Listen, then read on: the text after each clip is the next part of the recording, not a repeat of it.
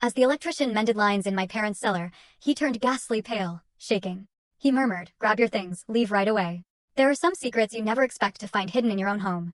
But what if that secret was a chilling, elaborate plot designed to erase you from existence? I'm Jacob, and for years, I felt like an outsider in my own family.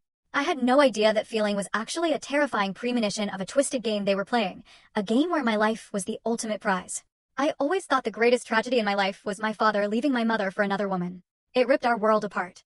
But I was wrong. The real pain began on an afternoon that seemed utterly ordinary, when the old electrical system in our house decided to finally give up. I went down to the basement with an electrician, a place that had been strictly forbidden to me my entire childhood. The air down there was damp, thick with a musty smell and rusted metal. Every creaking step on those wooden stairs echoed like a warning. Then, in a fleeting moment as the flashlight beam swept across the room, we both froze. The electrician trembled so violently he dropped his tools. My blood ran ice cold. Before my eyes was a secret my family had hidden for years. A truth powerful enough to destroy everything. I'm Jacob Caldwell, 24 years old, freshly graduated from college, and standing on the edge of a life I'm still struggling to understand. Right now, I'm sitting in my small rented apartment in Portland, Oregon.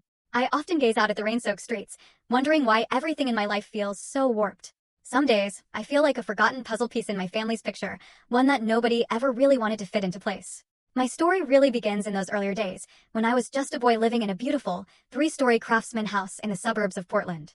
That's where the first cracks in my life began to appear. We were a middle-class family, not wealthy, but we never wanted for anything. My father, Samuel Caldwell, was 52 then, and owned a small construction company. He was a tall man, with a deep voice and an air of absolute authority. His sharp eyes seemed capable of seeing through anything, yet, strangely, he never truly saw me. He was consumed by blueprints, by endless meetings, by grand dreams of expanding his business.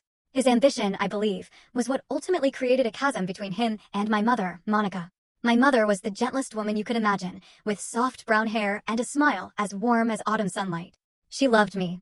I knew that. She'd spend hours telling me fairy tales, stroking my hair when I was scared during nighttime storms. But her marriage to my father was like a house built on sand, beautiful from a distance, but one big wave could bring it all crumbling down. I still remember the nights she'd sit silently in the kitchen, her eyes red, while my father grumbled about money or work.